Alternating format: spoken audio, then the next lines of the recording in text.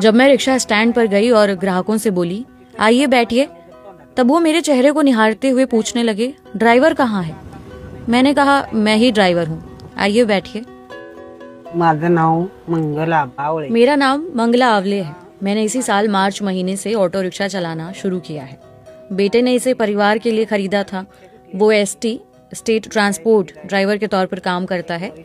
ये घर पर बेकार ही पड़ा था, तो मैंने उससे कहा कि मुझे इसे चलाना सिखा दे, मैं सीख लूंगी, तुम्हारी भी इससे कुछ मदद हो जाएगी।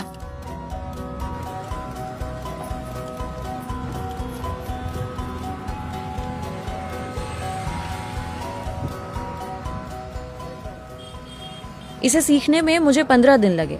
3 दिन में मैं सीख गई थी कि एक ऑटो रिक्शा कैसे काम करता है। मेरे बेटे ने मुझे सिखाया। वो मेरे साथ बैठा और बोला अपना पैर यहाँ ब्रेक पर रखिए, हाथों को हैंडल पर रखिए। इस तरह मैंने इसे चलाना सीखा। मैंने हर चीज पर बारीकी से ध्यान दिया।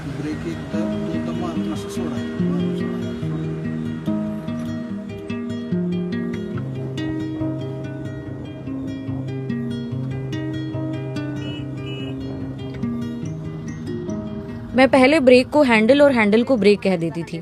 मुझे कुछ भी नहीं पता था। हमारे पास घर पर कोई वाहन भी नहीं था और मैं कभी किसी और के वाहन में बैठी भी नहीं थी। जब भी मैं ब्रेक और हैंडल के बीच कंफ्यूज हो जाती तो मेरा बेटा कहता नहीं आई, ये सही नहीं है। ब्रेक वो है जो आपके पैर के नीचे है और ये हैंडल है। उसने मुझे सिखाया कि जब आप चढ़ाई की ओर रुकें तो ब्रेक को धीरे से दबाएं, लेकिन जब मैं जोर से दबाती तो ये झटके से रुक जाता। तब बेटा कहता नहीं आई, इसको आराम से दबाएं।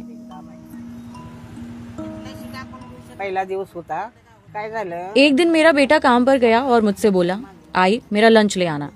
मैं डर गई थी।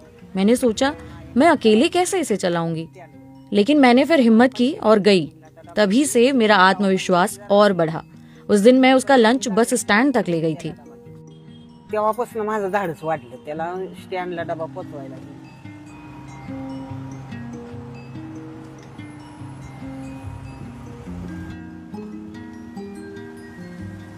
रिक्शा स्टँडवर गेली की मी कस्टमरला जब मैं रिक्शा स्टैंड पर गई और ग्राहकों से बोली आइए बैठिए, तब वो मेरे चेहरे को निहारते हुए पूछने लगे ड्राइवर कहाँ है।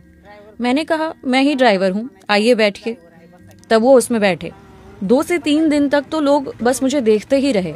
वो हैरत में थे कि एक बुजुर्ग महिला कैसे ऑटो रिक्शा चला सकती है।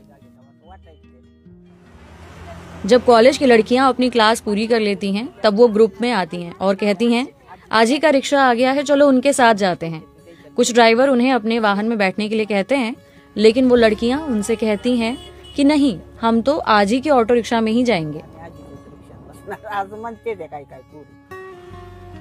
मैं सिर्फ अच्छी तरह से गाड़ी चलाने का सोचती हूँ। लड़कियां मेरी तरफ प्यार से देखती हैं और दुआएं देती हैं।